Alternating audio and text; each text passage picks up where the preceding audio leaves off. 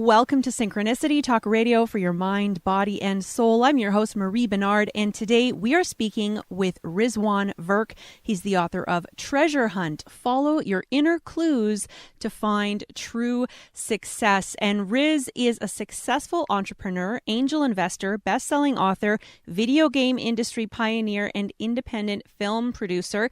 He currently runs Bayview Labs and Play Labs at MIT, a startup accelerator held on campus at the Massachusetts Institute of Technology.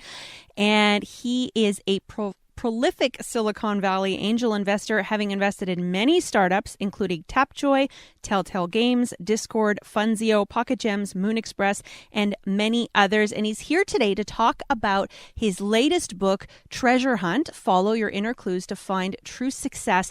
And he's also doing a contest where entrepreneurs who read the book Treasure Hunt can apply for a chance to win a $20,000 investment in their business. So stick around for more information about that if you are an entrepreneur or want to become an entrepreneur.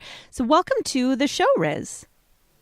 Thanks for having me on. Great to be on. Thanks for being with us today. So you obviously are doing a lot in the world, and my guess is that you didn't write Treasure Hunt to make the thousands of dollars that come from writing a book. So what was your reason for writing Treasure Hunt?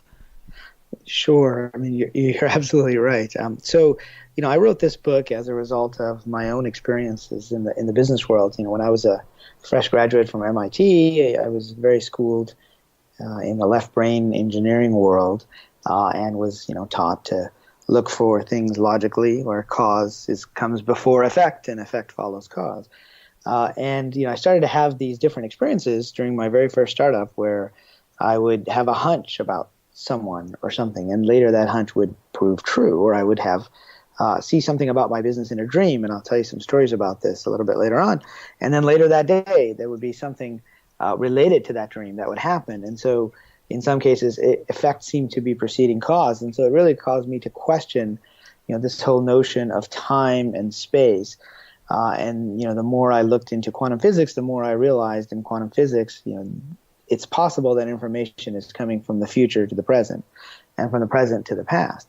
And so, over the years, I had many of these experiences. I described some of them in my first book, Zen Entrepreneurship, which was about that first startup. But I started to develop a framework for, I'm an engineer. I like to know how things work. I like to have step-by-step procedures.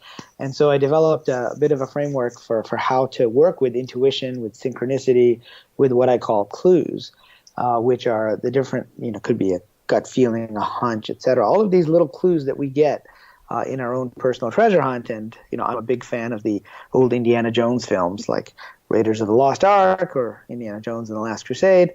And in those films, there's always a treasure at the end. But wouldn't it be nice for Indy if he just got the map at the beginning of the film and all he had to do is just go there and pick up the treasure? But that's not how it works, right? Well, first of all, it wouldn't make for a very interesting film. There's always obstacles. But more than that, he has to follow the first clue, and that leads him to the second clue, and that leads him to the third clue. And so, this book is my way of having our career and our lives be a metaphor for following the clues to find our personal treasure map, which is the set of things that we were sent here to do and that we feel like are part of our mission in life. And so the book really is a synthesis of all that I've learned over the last 20 years in doing startups. And my explorations into quantum physics, and into dreams and into intuition. Cool. Thanks, Riz. Now, what do you hope that the world will get out of if everyone started following their own inner treasure hunt and listening to their intuition? What kind of world do you envision? Well, I think if everyone were to start following their clues, they would start to become more aware of not just their treasure hunt, but what their personal treasure is. And I think we all have themes in our lives, and particularly in our careers, which is what this book is about, that we keep coming back to. And for example, in my own case, two themes that have been weighed heavily, and that by following the clues I've found again and again. One of which is this idea of bridging the right brain and the left brain. And it manifested in many ways. I make video games, which is a creative process. So you have to have the engineering side and you have to have the creative process. But also, a lot of my work is bringing these spiritual ideas into the business world where, we don't use terms like synchronicity, right? Or hey, I saw it in a dream. That's not always the accepted method to talk about this stuff. And so, one of my themes has been being a bridge between these worlds. And then the other theme that I've had in my own career is helping others realize their dreams. And that's how I went from being an entrepreneur to being an investor in other projects. And so those are part of my personal treasure map. And so my hope is that as people tune into their own clues, they'll begin to find those themes in their own lives and the work that they were meant to do, that's based on their own strengths and weaknesses. I'll tell you a little story about a symbol that kind of played into my own personal treasure hunt. So years ago, I was in Boston, living in Boston, and was thinking of coming out to the West Coast and to California and trying to live on both coasts. Well, I was in my 20s. I didn't have any money, so that's not exactly an easy thing to do in those circumstances. And so I was, pondering internally, whether I should do this and how I could do it. And what started to happen was I started to notice mermaids everywhere. Right? And now these aren't real mermaids, they're statues of mermaids. And turns out in New England, there's lots of statues of mermaids, like in seafood restaurants all over the place. But I had lived there for 10 years, and I'd never noticed any of these mermaid statues before. And so that's an example of our intuition speaking to us. And the first rule of treasure hunting in the book is it unusual? And it was, because I had never noticed them before. And the second rule of treasure hunting is, does it repeat? And it was repeating again and again. And then the third rule of treasure hunting is that these are very personalized clues. So I started to think about this mermaid clue and why my unconscious was being drawn to it, and why it was a clue.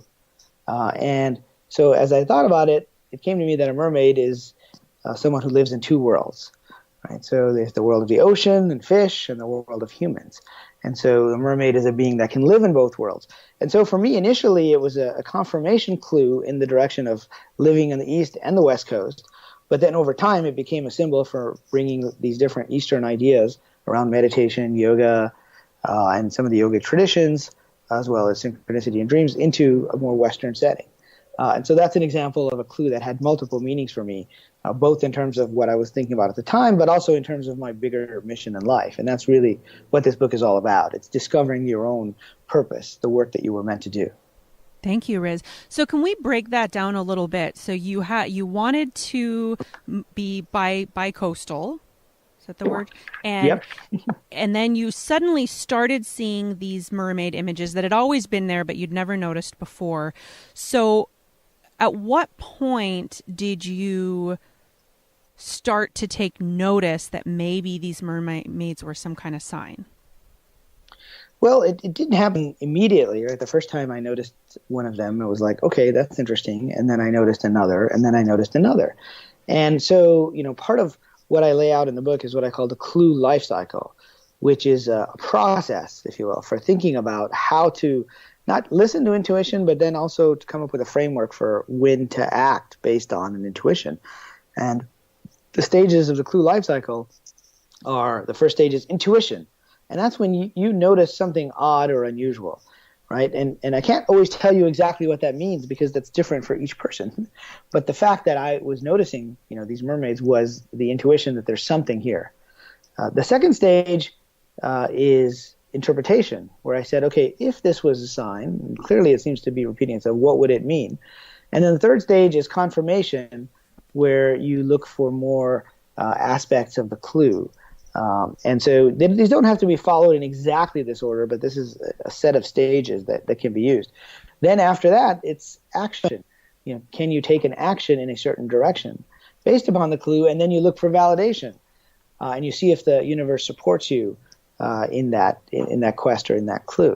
And so, I think there's a lot of good examples of this process. In this case, the interpretation was, it was okay to be somebody who lived in this case, in both worlds or both coasts initially, right? But over time, it took on a deeper meaning for me, which was these different worlds. And then the action was to go ahead and start making preparations, for moving out west. And then I found in that case, the validation was, it was right in the middle of the dot-com boom. It was very hard to even get an apartment in the San Francisco Bay Area. You had to give a resume, show your income, and I didn't have any because I had just left my first startup. But I was able to find, through a friend of a friend, a room that was available in Mountain View, California, just down the road from Google, and also where I live now, coincidentally. But this was my first trip out there. And so, things were opening up based on that clue and taking action. And that's when I knew it was time to proceed and go ahead with that. Thank you. So right now we are speaking with Rizwan Virk. He is the author of Treasure Hunt, Follow Your Inner Clues to Find True Success. And we're talking about the clue life cycle. And now what's the difference? You mentioned, is it unusual? Does it repeat? What does it mean to me? That's separate from the clue lifestyle, right? That's whether it's a clue or not. Yeah, so the clue life cycle is a set of stages that each clue goes through, either formally or informally. I encourage people to write down these clues and intuitions as they happen, because the pattern may be evolving over a much larger period of time, and that's a good way to kind of keep track of them.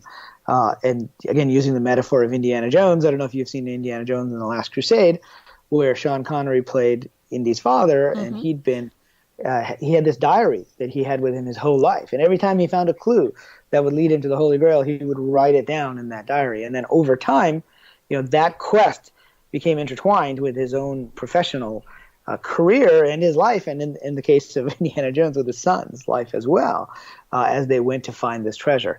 And so, the clue life cycle is a framework for when we notice clues, when we act on them.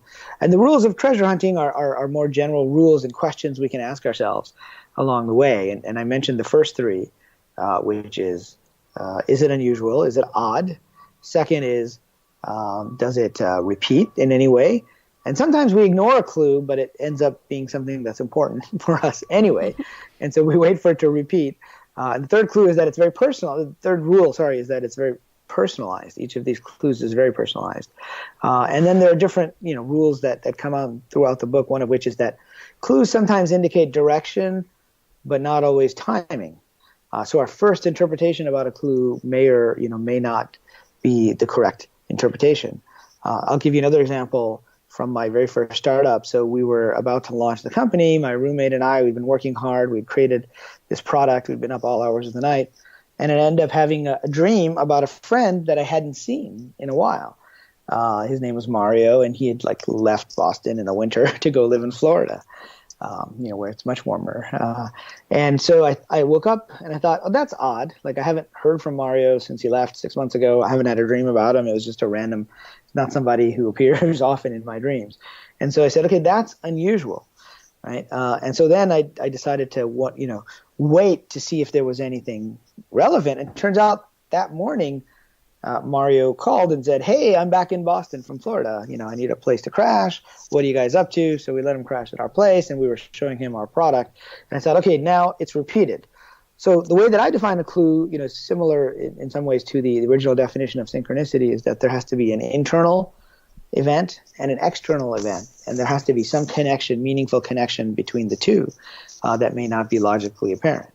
So in this case, I had an unusual intuition in a dream about my friend. He actually called and showed up the next day, so clearly there was something going on here, some pattern that was emerging. Now, the interpretation is not always what we think it is, so I said, well, what could this mean? Well, he's looking for something to do. Maybe what this means is he'll join us in our company and become, a third co-founder or the first employee in the company. And so sometimes we'll interpret a clue and it may not be exactly the way things work out. Well, it turns out, he didn't really want to go through all the work of doing a startup and decided after a few days he wasn't going to join us. So it didn't quite lead in the direction we thought, but it was a relevant clue because he told us, well, you guys should really go to this conference in Florida next month if you're building this product. And we weren't even thinking of going. We didn't have any money to do it. So, but he kept insisting, you guys really need to go. So we ended up borrowing a few $1,000s from my co-founder's parents. We went down to the conference, and that's where we launched our product, and we sold more than enough of our product to pay back, my co-founder's parents and to launch the company. And it was a big launch. It was a very successful launch for us. And so that's a case where it was a significant clue. It was good to pay attention to it, but the interpretation, wasn't exactly what we thought it was, but it led us in the right direction in that case. Thanks, Riz. Now, I actually have a question specifically about that story, because you tell that story in your book, Treasure Hunt. But you also mentioned in the book that there was some kind of funny feeling or some kind of synchronicity that had happened about 6 months prior to this other thing happening. And I'm wondering, in that initial thing, did you write that down as a clue, or when it came up again, were you just remembering that feeling? Sure, it's a good point. And yeah, I forgot to mention that part of the story. So it turns out about 6 months before all this had happened, when Mario had suddenly decided to quit. We were working together at Lotus, which was a division of IBM now. And he said, well, I'm going to go off and do something else and go relax on the beach. And I had this weird, funny feeling at the time. And it was somehow significant that he was leaving this company to go off. And in his case, it was to go off and do his own thing and just relax. But it left me with an impression. Now, back then, I didn't have the terminology necessarily of clues or the clue life cycle formulated, but it left me with that funny feeling that there's always an internal sensation that our inner mentor is kind of pointing something out to us in the world, and it's the confluence of those two things that really mark it as a clue. And you'll notice I didn't really, follow that clue at the time. I didn't do anything particular with him, but within 6 months, I had left to start this other company with my roommate. And so when I had that dream about Mario and he showed up again, it was really the second instance in this clue life cycle. And clue life cycle you can think of as clues that circle again and again, because you'll get another clue that's related to the first one later on, and it may take you through a whole new life cycle. And so that's where, now you could say that, because I knew Mario at this company, and when he showed up, we thought about him joining us, and that's why it happened. The other way to say it is that when he left, the reason I had the funny feeling was because he was going to play some role in my own startup in the future. And the more you delve into quantum physics, the more you realize you can't distinguish between those two scenarios. What is the cause and what is the effect? And I really started to question this myself. I mean, that was one case where the dream, happened before he showed up. I had another instance in that same company where it was a few years later. I had a dream about a competitor of ours. I think the name of the company was Edge Research. It's been many years now. And I hadn't thought of the guy who ran that company in over a year. In fact, we hadn't even heard of him. So we thought maybe he had disappeared as a competitor. And so I woke up that morning and I thought, that's odd. Right? I mean, I often have dreams about work, but I didn't have a dream about this particular person before. Why is he showing up in my dream and I haven't heard anything about him or his company in a whole year? So I went into the office and I got a call from IBM saying that, just want to give you a heads up. We're creating this product. It's going to crush your product, but we just wanted you to know before we did the public announcement. And so, of course, I was upset that, IBM, one of the biggest companies in the world, is going to try to crush our product. But more than that, I thought, well, how come I've never heard of this product? You're a big company. How could you keep this secret? And he said, we bought that competitor of yours, Edge Research, about a year ago. And it was the same guy I had just had the dream of that morning. So, that's when I really started to question our notion of time and space. Clearly, there was an event going on related to that competitor that was going to happen that day. And I was catching glimpses of it earlier. And so that's why I call synchronicity to be glitches in the quantum matrix, right? It's giving us glimpses of possible, probable future realities. And the tip that we're sensing this glitch is how we feel. If something feels off, you have a feeling of deja vu about someone or some place, you see something that you notice something you've never noticed before, and again you have that funny feeling. So it's our internal feelings and our mind and our consciousness that's actually the critical component in both this treasure hunt, but also in quantum physics. It's when you observe a particular particle that what they call the probability wave collapses to a specific reality that you happen to be in that time. In the physics case, it's a specific position and location and speed of a particle. In our lives, it's more a specific set of circumstances that's going on with us and in our careers. Interesting. Oh my gosh, I have so many questions about that.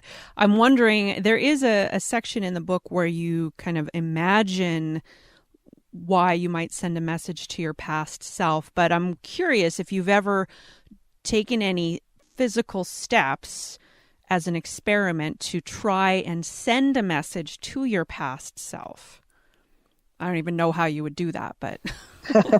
Well, yeah, I mean, if you look into quantum physics, the way that one interpretation of quantum physics works is that we, every time we make a choice, we end up branching into different parallel universes. And so you can think of it as like a dot that branches into two different paths. And then, of course, as we make more choices in each of those paths, we branch into even more paths. And the idea is that these future realities are all out there, and they're sending us information in what's called a probability wave back to the present. And we are sending from the present to the future similar kind of offer or probability wave. And when the two of those can coincide, that which has the largest probability ends up being the path that we go down in this particular version of reality. And so the idea is that if our future selves are sending us information in this way, and how do we pick it up? It's the reality that we observe. That's why when people talk about manifesting the future, one way to think about it is creating it. But I think a better way to think about it from a scientific point of view is to observe the future that you want to navigate towards, because we all have these possible futures, some of which are more likely than others based upon the choices we've made and based upon our strengths and our weaknesses and our mission in life. So back to your question then, if that model is true, and one thing I learned at MIT about science is that it's a series of models and you use them as long as they're useful.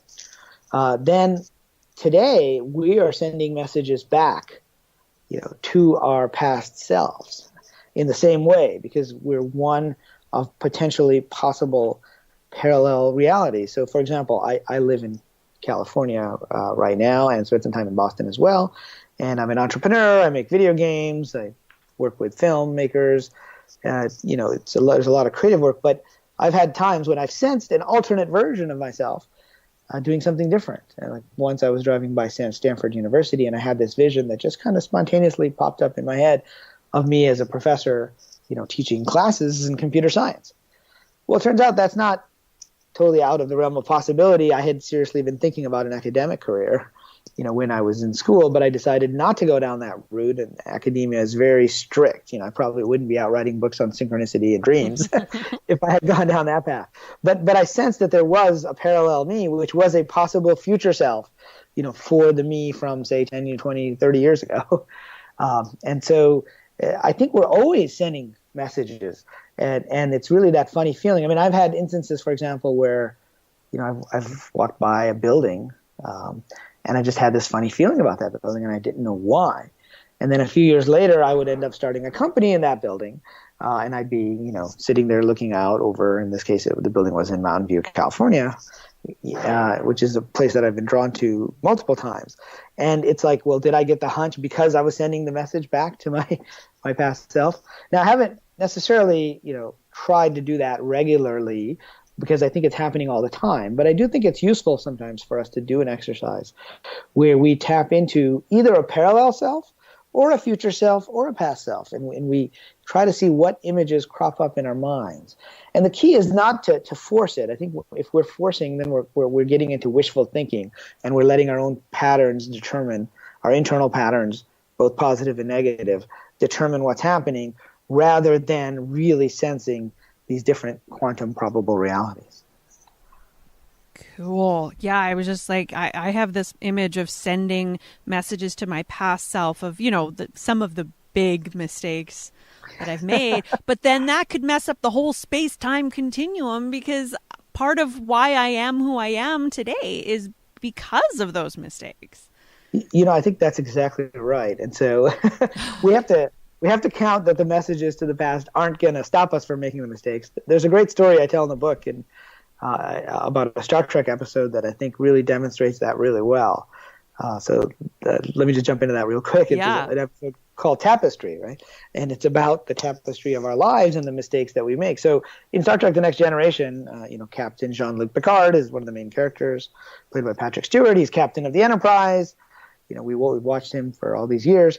And turns out when he was a young man, he had made a big mistake. He had picked a fight in a bar when he was a Starfleet cadet with these particularly, big and nasty aliens.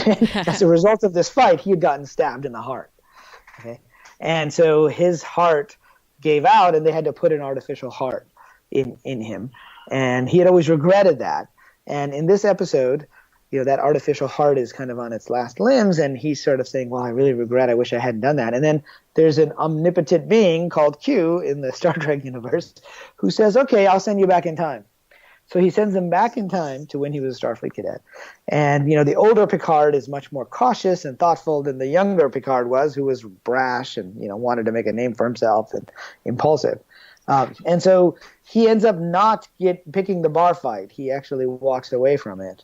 And you think, okay, well then things will be better off. So he comes back to the present, and he finds that he's no longer the person that we've been watching in the series. He's no longer the captain of the Enterprise. He's a lowly astromech person who's doing some astronomy thing. Not that there's anything wrong with that, but he's not fulfilling the mission in life that we know him to be really good at, which is to be in a leadership position in the starship. And turns out because he had never been impulsive in his youth, in this new timeline, he never made the mistakes, but he also never took the chances that led to him, getting command of his ship at an early age and becoming a legend within Starfleet. And so then he says to the alien Q, okay, let me go back and I'm going to do it all over again. And then when he gets stabbed, he smiles this time because he realizes that mistake is a key part of his life and his personal tapestry. And so that's why I think our mistakes are as an important part of our past and our mission in this life as our accomplishments. Awesome. We are speaking right now with Rizwan Virk. He is the author of Treasure Hunt: Follow Your Inner Clues to Find True Success. And I believe your website is zenentrepreneur.com? Yes, that's right. Zenentrepreneur.com is the website. Awesome. Now, I know you have a contest coming up. I do want to talk about that for every entrepreneur who is listening. But I also want to ask a little bit more about how you determine if a clue is a clue. Now, you mentioned, is it unusual and does it repeat? So what if you have one thing that happens that's unusual? Do you write that down as a clue right away, or do you wait for it to repeat before you put it in your book? Well, I'd say it's better to just write it down right away if it's unusual and it might be a clue, right? That way, when it happens again, which could be the same day, could be the next day, could be the next year, could be several years from then. Right? And so it's important that we write these down because that's a way for us to remember them. Then, when it repeats, the second time, now the clue is a little bit stronger, right? And if it repeats again, it's a little bit stronger. And I said sometimes we ignore the clues, and we're not supposed to because there's something in them for us because we have wishful thinking of what we want to do. I tell a story in the book about a woman who was in law school, and she had used to live in the Pacific Northwest, I think in Seattle, or it might have been Vancouver or Seattle, and she mentally said, hey, I have lots of friends there. I want to go and get an internship for the summer at a law firm in Seattle. But there's this other law firm in North Carolina that looks interesting. And so she ended up applying to like 39 law firms in Seattle. Wow. And one in North Carolina. And one by one, all the law firms in Seattle, rejected her application. And there was one that wanted to meet with her, but they weren't able to coordinate a time. And meanwhile, the firm in North Carolina had given her an offer. And it was a case where she was logically pushing because I want to hang out with my friends. I want to go here. But the universe wanted her to go there. She ended up going to North Carolina and ended up working with a senior lawyer who had argued many civil rights cases before the Supreme Court, and it ended up being a great thing for her and part of her path in her career in life. So, sometimes we'll ignore a clue, but the universe will rearrange things for us to have to follow it anyway. So it sounds, Riz, like the whole purpose of this treasure hunt and keeping track of the clues and paying attention to the clue lifestyle isn't to necessarily make sure that you have the exact right interpretation. It's more being open to following the possibility of a path that we hadn't considered. Yeah, I think that's very right. It's about being open to different types of paths, despite what our so our intuition hopefully is leading us in the right direction, but sometimes our personal patterns can get in the way of that. And so we write down the clues to have a framework between the left brain and the right brain. And sometimes there's people who just follow things too quickly And the clue life cycle can be used to slow them down until they get confirmation and bring the left brain into it to figure out what action to take. And similarly, there's people who never follow their intuition or always overanalyze things, and the clue life cycle becomes a way for them to not let their left brain interfere too much. As soon as they get the second clue confirmation, they should take some action or some interpretation, even if it's a small step in a certain direction. And then see, where that might lead. So it's a way to kind of be open to different possibilities and for our minds to search for interpretation of those. I could tell another story that I relate in the book. There was a woman in Arizona who was one day was about to get in her car, and she noticed a seashell in her driveway, which is odd because this was in the middle of the desert. And she looked around. She picked it up and she looked around, and then she noticed a second one. And so she went and picked that up, and she was about to leave for work when she noticed a third one. She said, okay, something odd is going on here. And so she took a picture of the seashells, and then she said, well, what does this mean to me? And turns out the night before, or maybe 2 nights before, she had seen a movie about a pilgrimage. It was called The Way, which was about the Camino del Santiago in Spain and France. And in that movie, for some reason, she had noticed some seashells. And for some reason, they jumped out at her. So this is a case where, she hadn't written that down. That was just something that jumped out to her while she was watching the movie. And then she saw these seashells. And she had been thinking of going on a pilgrimage. And she started to say, okay, well, what are the possibilities here? What is this clue trying to tell me? And she said, it's to go on a pilgrimage, but she couldn't really go to Spain, which is something she'd wanted to do in that time. But turns out her daughter was going through a tough time right there in Arizona, so she took her daughter on a pilgrimage to Sedona for a number of days to kind of get her away from her ordinary world and for herself. And then they had lots of other adventures there. But it was the clues that kind of opened up that possibility of going on a small pilgrimage, and that's kind of what she needed to do at that point in time. Thank you, Riz. Yeah, I wanted to ask for more clarification. I'm glad that you mentioned how the clue life cycle can, if you tend to be very impulsive and take every little thing that passes by as a sign from the universe that you should quit your job or whatever, then maybe you want to take a little more time and slow it down. But if you're the other way and very rigid and analyze it to death until the opportunity passes, then you might, as you start paying attention to these clues, use that to feel a little more confident about taking risks. That's right. Yeah. I mean, on the one hand, you don't want to do something stupid and just move to Italy based on one clue and quit your job and everything. On the other hand, if Italy has been calling you for some time and the clues rise in intensity, you then can start taking some action in that direction, and it gives you a framework to do that. There's also what I call anti-clues and patterns, and that's useful to talk about because I think, sometimes in the spiritual world we say, just follow synchronicity, follow the clues, any intuition you have, and everything will be all right. Well, we have to distinguish between what is a real intuition or a real future self sending us messages versus our own wishful thinking and our repetitive internal patterns.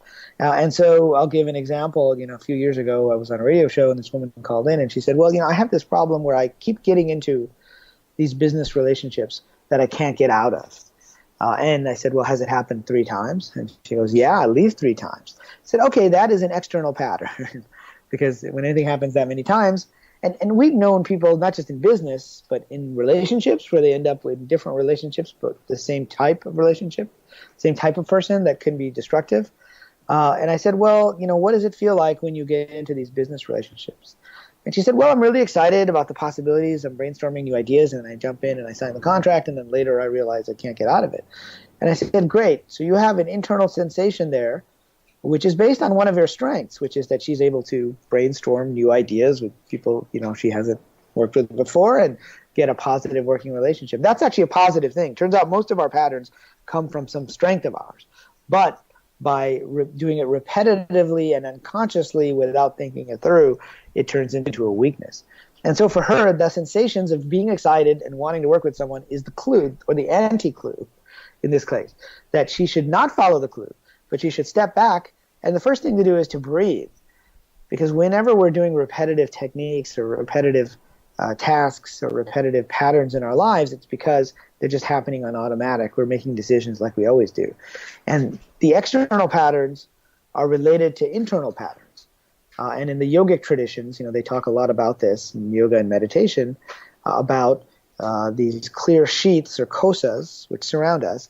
And as we go through life, every time we're afraid of something, we get attached to something, we develop these imperfections or these samskaras, and they build up, within the field. And so as I looked more into this, I realized that they had terms for all this stuff. Mm-hmm. And they even had terms for what I call patterns. They were called vasanas, which are tendencies that we go through again and again because of the stuff in our field. And that's why yoga and meditation can be, so powerful, and taking a deep breath can be powerful because it helps to disrupt that. In fact, in the yogic traditions, yoga is not defined as the asanas. It's, in Sanskrit, not that my Sanskrit is very good, but yoga it says yoga naroda chitta vrittis. And what that means is yoga is the cessation of these vortices of thoughts in our field. So it's really about stopping all these weird deformations we make in our field, because then we can't see clearly. We don't see the cause and effect. We don't see why we get into these patterns. And so that's why breathing is often the first step before acting in this case, to let you know that it's an anti-clue. I like to say that our clues are kind of like dragons. And there's a great Chinese saying about dragons, which goes like this. It says that if you try to fight the dragon, it will defeat you. If you try to feed the dragon, it will eat you. But if you learn to ride the dragon, you can take advantage of its might and its power. And that's what learning about anti-clues and patterns is all about. It's learning to ride that dragon, where in this case, she had a strength, which was this ability to brainstorm, but then she could introduce some criteria that says, okay, let's wait a week or two and I won't sign the agreement now. And that way she can still get into the agreements that, seem prudent, but not get into the ones that are harder to get out of. And so it's a framework for doing that. And just as an aside, a few years ago, I was in China in a temple in Shanghai, and I saw the statues of dragons, and they all had something under their claws. And I said, well, what's that? And she said, well, those are the pearls. So every dragon has a pearl that it's guarding. And I thought that was an interesting metaphor. In all of our patterns, which are like dragons, we have our pearl, which is our strength, and we just have to be careful about how we use that and don't give it away. I love that. Thank you. That's so helpful. I'm actually going to post this on YouTube before the interview airs. So if you're listening on the radio, this is why you should follow me on YouTube, youtube.com/spiritual show, because I want people to hear about this as soon as is humanly possible. And I really appreciate the anti-clues information, because I feel like a lot of us have these repetitive habits, these negative habits that we get into, and it's not until we become aware of the precursors, the little signs leading up to that big mistake, that we can actually stop it. Yeah, I completely agree with that. So becoming aware of our patterns it's first of all, that's tough in and of itself, right? Yeah. Freud once said the danger in self-analysis is that we're too satisfied with an answer quickly, and that happens when we analyze ourselves. That's why sometimes it's important to talk to other people, and they can see more clearly sometimes what our patterns are, because our own fields are so I don't want to deformed, but we've kind of twisted them in such a way that the light doesn't come in clearly. Kind of like seeing through cataracts, and the more we can learn to clear that up and become aware of these patterns, the more we can let go of the internal, the internal situations or the internal configuration that leads to creation of these external patterns. So, we're always creating results out there. Someone said to me, well, isn't the law of attraction always working, whether we want it to or not? And I said, yeah, in a sense, it definitely is. And if you look at the old ideas of karma, which is the law of cause and effect, every thought form eventually has an effect out there. So it's like this great engine of karma that's creating these situations for us all the time. But by being aware of how we're holding stuff internally, we can actually start to change some of what's happening to us on the outside. Cool. And I like that idea about asking friends, like maybe just saying, hey, are there any negative habits or patterns that I seem to do again and again and I'm not aware of? And just open and invite that conversation. Yeah, I think that's a great way to do it because your friends will have seen you in multiple scenarios, and perhaps they see you a little more, objectively than you might see yourself. And especially if you talk to different people and they say the same thing, well, then you're on to something there. There's a pattern there. Yeah. Oh, yeah. Because we can see it in our friends so easily. Oh, there's Bob doing that thing that he always does every time he gets. There's one friend I have who will get a new job and it'll be, or a new job or a new relationship or whatever. And the attitude is always, oh, this is going to be the thing that makes my life perfect. And then, of course, inevitably, a couple months later, reality sets in that nothing is perfect, and the person is not aware of the pattern. But until you invite that conversation, depending on your friendship, a lot of people aren't going to volunteer that information of like, do you see what you're doing to yourself? That's right. I think that's a perfect example, right? The new job or the new relationship, it always starts off the same way, and after a few months, it always ends up the same way. And so, but you're right. Not everyone's open to those conversations, but they're definitely worth having, and I think they're a key part of our personal, treasure map, which includes not just the treasure that we're there to get, like in going back to the metaphor of the Indiana Jones film, it includes the obstacles. Now, in his case, there were Nazis, there were people that were there to help him, and there were people that looked like they were there to help him, but really they were there to hinder him. In the case of our personal treasure hunts, yes, we have the different people that pop up in our lives, but our obstacles are often more our internal tendencies and patterns, and we have to find ways to overcome those in order to learn the lessons, that we're here to learn. And another aspect of the treasure hunt, so I gave the quantum physics explanation for these signs and clues. The more spiritual explanation or more religious explanations, are that before we're born, we have certain things that we were meant to do. And like in Chinese mythology, there's this goddess Meng Po that brews the tea of forgetfulness, which we drink, and then we forget all about what we were supposed to do when we get here. And so the clues are glimpses that are reminding us, we were meant to do this, or we were meant to talk to that person.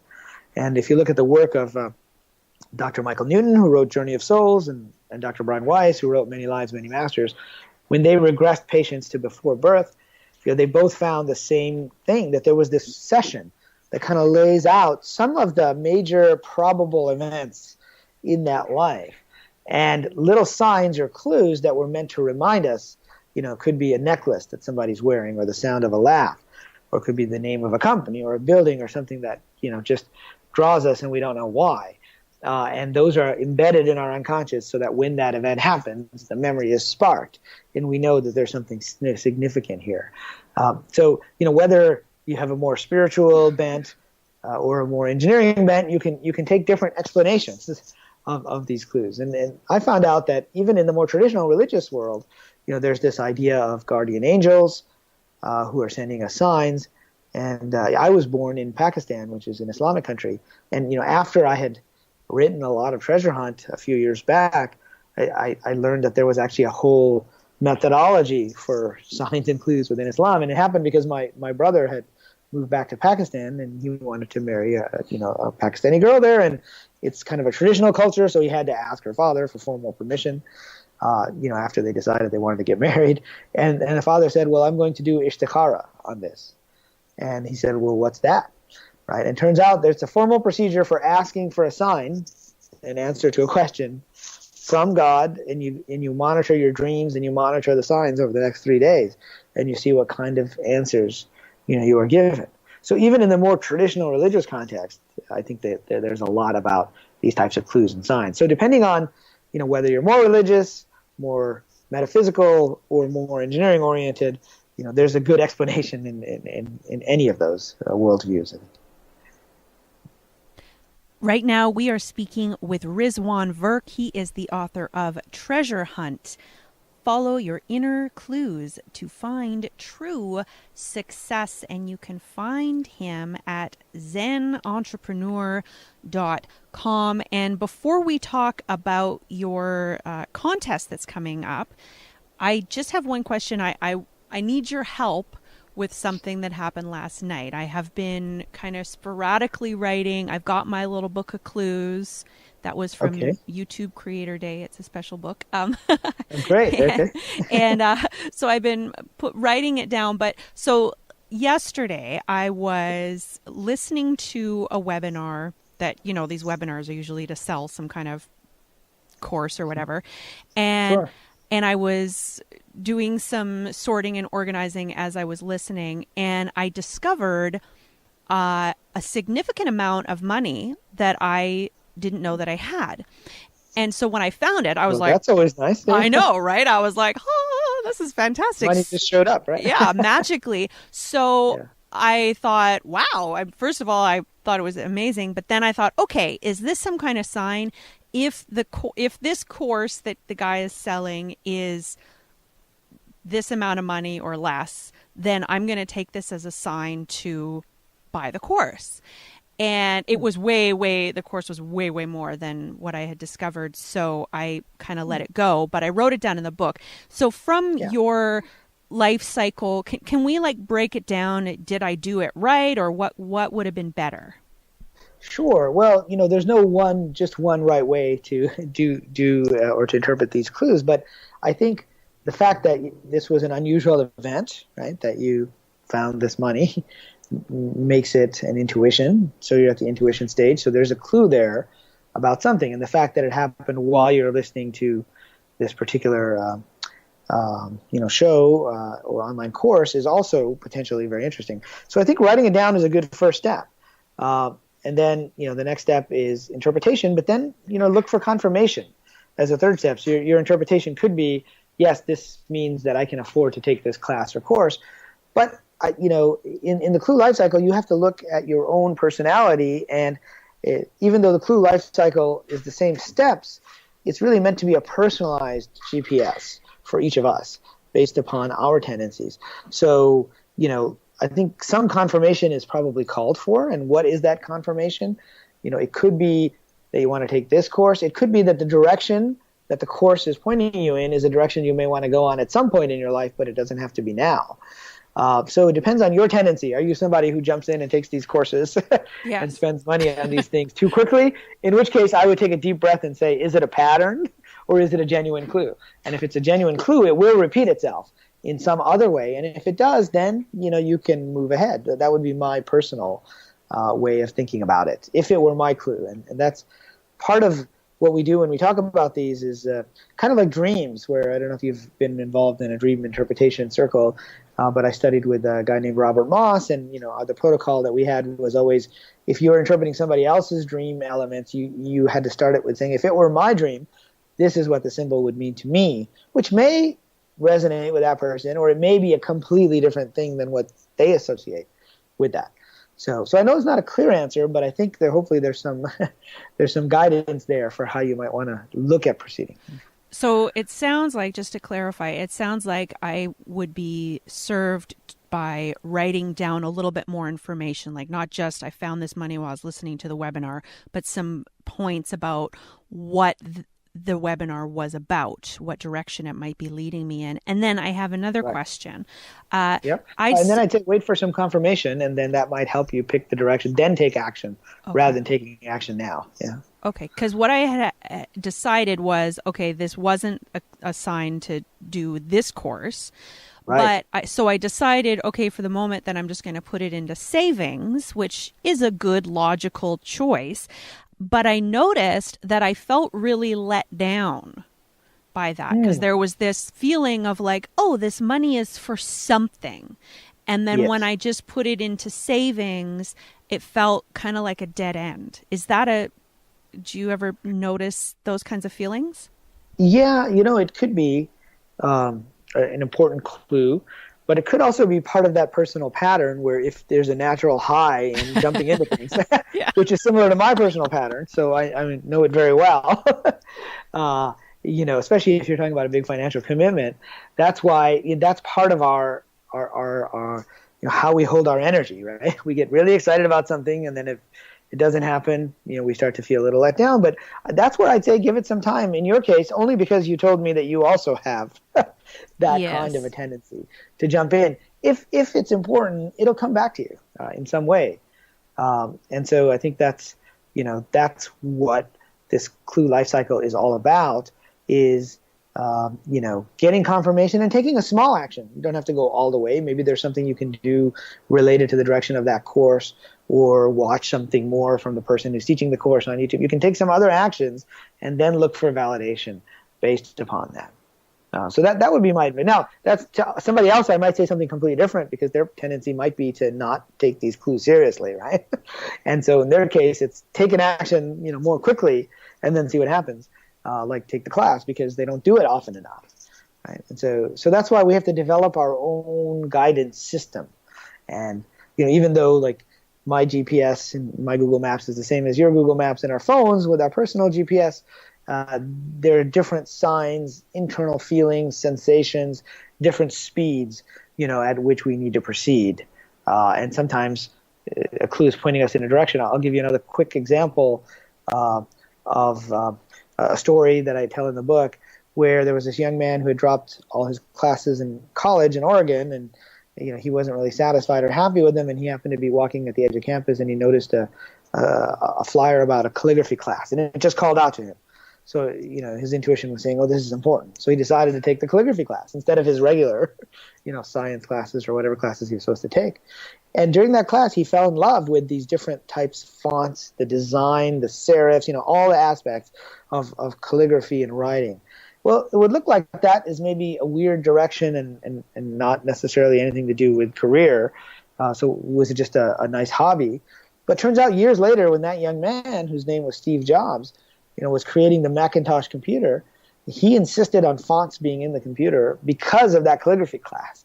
So it was a case where, following that intuition led to something that was a larger pattern. I mean, we might be still typing on green screens today, right, if he had taken that calligraphy class. So that's where sometimes there's a larger pattern, and the clues, the dots, if you will, you can't connect them sometimes looking forward, but you can connect them looking back sometimes. Wow, thank you. Riz, I want to be mindful of your time. Do you have time to go on and share about your entrepreneur contest? Yeah, sure. I have a few minutes. Perfect. Okay. So with the launch of the book, Treasure Hunt, I'm launching this contest, which is called the Real Life Treasure Hunt, Follow Your Dreams. And there's more details about it on my website at zenentrepreneur.com. And the idea is that I really want to use this contest as a way for people to follow the clues in their own lives for some dream project. Could be a business, a film, some other project. And I'll be investing in $20,000 in cash or in Bitcoin, which has become popular these days, into one of these projects. I kind of view it like a Shark Tank, but without the shark. More of a spiritual conscious bent to it. And so, there's an application process that people can go through to write down, what their project is and why they feel they've been called to do it. And the idea here is that, I live in Silicon Valley. There's lots of venture capitalists and angel investors, but they only invest in certain types of new tech ideas. But I think there's a lot of other interesting, meaningful, spiritual, conscious projects out there that could use a little help, especially in the early days. And so I'll be investing, but more than that, I'll be helping, the various finalists with getting their project off the ground. And I think, that's important as well. I'll give you an example of the types of projects I'm looking for. There's a woman named Ellen McDonough, and she created an app called Pure Light Audio, which I ended up investing in and helping her getting off the ground. And turns out, she has been working with a lot of these energy healers who have created these audios, which can be for helping you sleep, more concentration, and healing. And in her own healing journey, when Western medicine didn't help, these energetically encoded audios did. And so she felt called to create an app where people could find these easily because they weren't in one place and she had to hunt around to find these energy healers. And so that's the kind of an interesting spiritual project, which actually just launched on iPhone. It's called Pure Light Audio. But that's the kind of project, an example of a project that I'm looking for. But it really could be anything. It could be a crazy idea that nobody else is willing to fund. It could be a prototype for a small UFO, whatever. Whatever the idea is that people feel called to do, I encourage them to one, buy the book, read it, and if the clues are pointing them in that direction, then apply to the contest. So that's the key too, is it's not just anyone throwing you an application. You want people to read the book and know, like, if the clues are leading you to this direction, then that's the perfect thing to apply for this.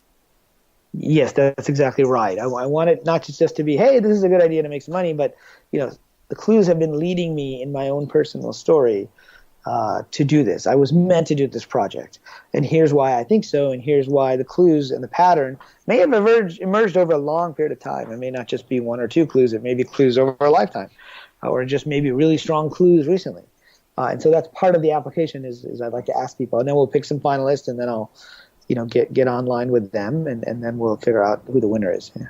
The name of the book is Treasure Hunt. Follow your inner clues to find true success. We've been speaking with Rizwan Virk. He's the author, and you can find him and more information about that competition at zenentrepreneur.com. And just to clarify, so it sounds like even if you don't win the $20,000 prize, if you're a finalist, you're going to be getting some input from a successful entrepreneur and investor.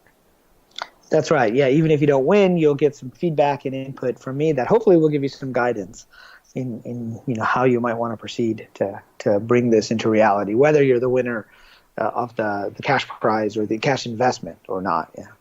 Thank you so much for your time, Riz. And is there anything else you want to add before we close the show? Well, I just told a story about Steve Jobs a few minutes ago, and so I'd love to, at the end of my book, I have a quote from him where he says, don't let the noise of others' opinions drown out your own inner voice. Most important, have the courage to follow your heart and your intuition. They somehow already know what you truly want to become. And that's the essence of the treasure hunt and the treasure map, is that there's a part of you that already knows what you truly want to become. And that's what I'm hoping to encourage with this book. Beautifully said. Thank you so much for your time, Riz. And thank you for listening. I look forward to hearing about your clues and the treasure that comes about if you read this book, Treasure Hunt. So thanks for being with us today. I want to send you lots of love. Be well. Namaste.